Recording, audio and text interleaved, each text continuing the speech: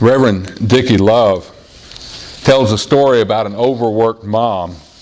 Had 3 very active young boys, and they were all in the backyard playing, and the boys were doing something and the mom was participating, and the next door neighbor came over to borrow a cup of sugar, and as she entered the gate into the backyard where she heard them all there, suddenly one of the little boys pointed his cap pistol, they were playing cops and robbers, pointed his cap pistol at his mom and said, "Bang, bang, you're dead." And mom, playing the role the way she knew how the best, grabbed her chest and she said, "Oh, you got me." And he spun around and fell down on the ground. Well, the neighbor who had come over to get the cup of sugar stood there and watched for a few minutes and was amused, and then mom didn't move. She thought, well, she ought to be getting up by now. So she went over to check on her, and she bent over, and the mom opened one eye and said, "Shh, this is the only chance I'll get to rest today." Being a mom is hard work.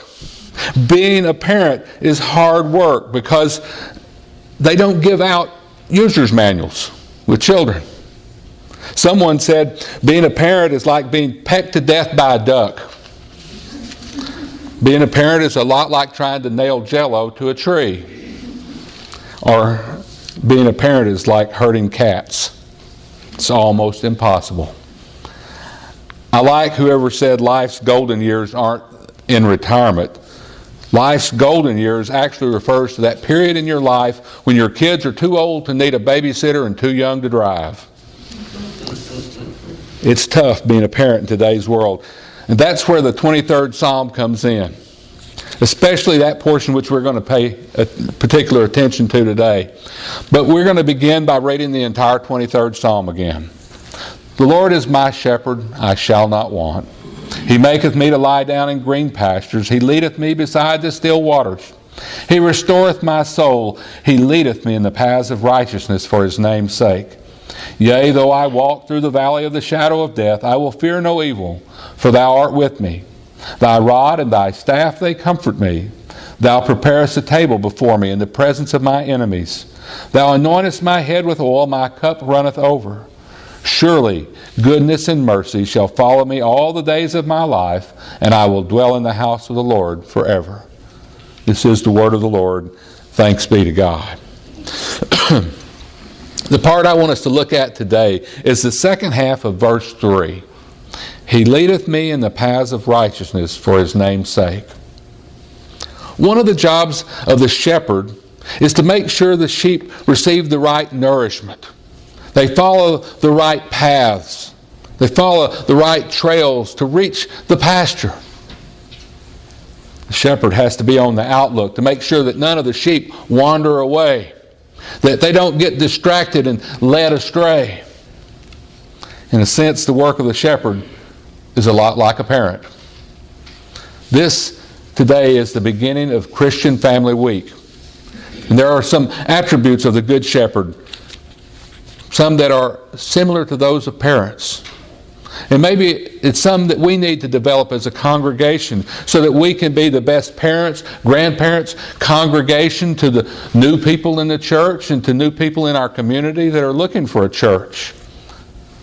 Something that we can help guide people and our children on the right paths. The first one is really quite simple. Be the parent. The shepherd can't be a sheep. The shepherd has to be the shepherd. That's the shepherd's job. That's the shepherd's calling in life. It's the same with parenting. I think the greatest gift that we can give to our children, our grandchildren, is simply to be parents. Not their friend, but their parent. Too many parents today want to be their children's friend. Our children have plenty of friends. And those friends are a lot cooler than we are. They know more than any parent will ever know. Or at least they think they do. What they need isn't more friends. What our children need and our grandchildren need are parents. That doesn't mean that you can't have those intimate conversations like friends have. It doesn't mean that you can't enjoy the adventure of growing up with your children. That's part of being a parent. But a parent is someone who puts raising your child and your children as a priority and leading them as your priority. Our children want to know that we care, that we love them with the same unconditional love that God has for us. You might not think so, especially when they roll their eyes. But children want to know that there are boundaries because they need boundaries. Friends don't set boundaries. Parents do that. And boundaries tell your children that you care. It tells them that you matter, that they matter enough for you to set limits on their behavior.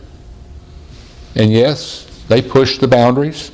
They're going to test us. They're going to see how far they can stretch those boundaries. But that's okay. That's what children do.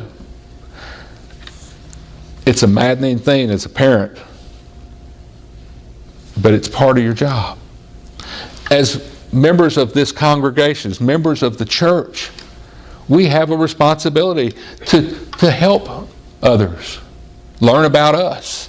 Learn about what we do. Learn about what it means to be a Christian. It's part of being the parent, as they say. As a parent, I also think it's important that you tell your family that you love them. Not with gifts, not with money, not just by providing for them. I believe that you need to tell them and say the words, "I love you." I don't think you can say it too much or too often. And that's what we do as a congregation when folks come in the door, is we tell them that we love them. Maybe not in those words every time. Baseball Ironman Cal Ripken Jr., you may remember him, had the longest streak of games played. And I don't remember how many it was. I forgot to look it up this morning. But played more consecutive games than anybody else. Tough guy. Didn't even take a day off for sickness. He said when he was growing up that he didn't hear the words "I love you" very often in his family. Not that it wasn't meant, not that he didn't feel like he was loved, but he didn't hear those words. He said his dad just didn't say it. Cal goes on to say that part of that part was going to be different in my family. He said, I wanted my son to hear it, so I tell him, "I love you no matter what." Which means whether you're good or bad, happy or sad, it doesn't matter, whatever. I love you, unconditionally and always. It goes back to security. Just like setting boundaries, just as setting boundary makes our kids feel safe and secure, telling them that we love them, that we'll always love them no matter what, that we'll be there for them, speaks louder than any other actions we could do. Be the parent. Set boundaries and tell your family that you love them. Secondly, we're called to be there. Last couple of weeks, I've learned and I've relearned more about sheep and shepherding than I ever really wanted to know. This reading the 23rd Psalm for 3 weeks in a row now, I guess. It caused me to try to read about shepherding and studying it. Commentaries and a book by Philip Keller have been invaluable. One of the things I've rediscovered is that just like in raising cattle, the success of the flock also depends on good land management. A lot of folks who have hobby ranches don't even think about land management. They don't pay that much attention to their pastures. But that often leads to overgrazed land, which is not good for cattle or sheep. With good pasture rotation and a watchful eye, both the land and the livestock can prosper.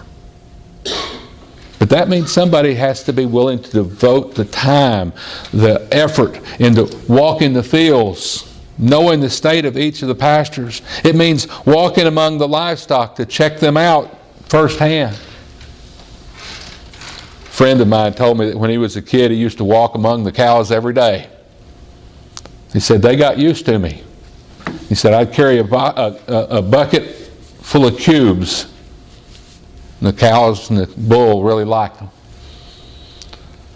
He said, I could check for the newborn calves and check the progress of a steer, or just rub the ears of the old bull, who was nothing but a big baby. He said he had been hand-fed and raised by a young man who decided that he was too much fun to show him. The only thing he said he had to worry about was the size of the bull, because the bull knew that he had those cubes in his bucket, and he would nudge him along until he would give him a few. Being out in the field with the livestock was invaluable to him. And I think there's a parallel between shepherding and parenting. When I was in high school, I played Babe Ruth baseball. I was decent, not great, but I liked to play. And I usually played first base or catcher. I don't remember too much about too many of the games. A stand-up triple comes to mind now. A stand-up single would be impressive. One game really stands out in my memory, though. It was the only game my dad ever attended. The reason it was so memorable was because he was there. He saw me strike out in that game. He also saw me get a single and a double. He also saw me turn an unassisted double play at first base. He was there. Now, my dad was a truck driver, and so he couldn't be there for all the games. But I remember after the game, he said, that was a good hit you got. You might drop your left shoulder. You'll get more of them. Can't believe you struck out. Nice play at first base. He remembered everything I did in that game. He bragged on some of it and he criticized some of it, but that was what dads do. There weren't too many times I can say that my dad was there during my formative years for sporting events. But that one game meant a lot to me. As parents, we're called to be there. Being there affirms and confirms that I love you is real. Being there empowers the boundaries that have been set as parents. Being there helps lead our children down the right paths. And third, we're called to be the example. Randall Munt in Short Shots on Family said, children are natural mimics who act like their parents despite every effort. You remember your folks saying something like this? When you grow up and you have children, I hope they turn out just like you. And they do. Our children aren't looking for someone to like, they're looking for someone to be like. They look for someone to follow as an example. Be the example. John Wesley said, I learned more from Christianity from my mother than from all the theologians of England. Susanna Wesley lived the example. Do you want to be the greatest influence on your children or your grandchildren's lives? Be the example. Show them what a Christian mother or father or grandmother or grandfather is supposed to be by being that Christian parent. There was a small boy. He was sitting with his mother in church, listening to a sermon entitled, What is a Christian? The preacher kept coming back to that question, and every so often he would stop and he'd say, What is a Christian? And every time he did, he pounded his pulpit for emphasis. About the third or fourth time the preacher said, What is a Christian? The little boy leaned over and whispered to his mother, Mama, do you know? Do you know what a Christian is? And Mom said, Yes, honey, I do. Now sit still and be quiet. Just listen. As the preacher was coming to the end of this sermon, he got a little louder, and he began to pound the pulpit. And finally he said, What is a Christian? And the little boy couldn't stand it any longer, and he stood up and he said, Mama, tell him.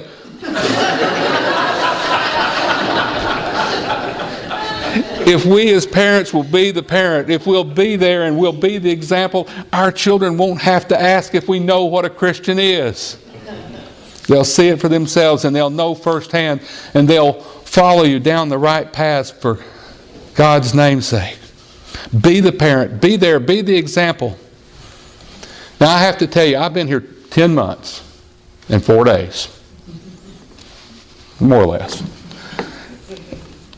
And I'm excited to be here today. Just as excited to be here today as I was July 1st of last year. I want to thank all of you for the way you've accepted Charlize and I as part of your family, how you've made us feel at home. I want to thank you for something else. I want to thank you for your spirit of ministry. It leads you in a spiritual sense to be the parents of this congregation. I know that some of you may not realize that all you do is a part of the ministry of this church and this community. I know that I may forget someone, as I mention a few here, but if I do, understand it doesn't make you any less a vital part of this congregation. It doesn't make you less important in the eyes of God.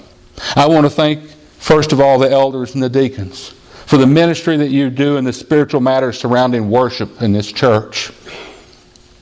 Thank you to those who serve in the community at places like Loaves and Fishes. To Melanie, who works in the thrift store. Thank you to Mary Ann and all those who help prepare food for our fellowships. Those who plan food for our bereaved families. For those who help plan the potlucks, especially the potlucks. For Jennifer and Dan, who work in the flower gardens, in the vegetable garden, your service is invaluable. Thank you to those who have volunteered to serve in the nursery. Even though we don't always need it, you're there ready to serve. And to Brian, who's not here, I think, for the first Sunday since I've been here. This is the first time he's not been here. But thanks to Brian,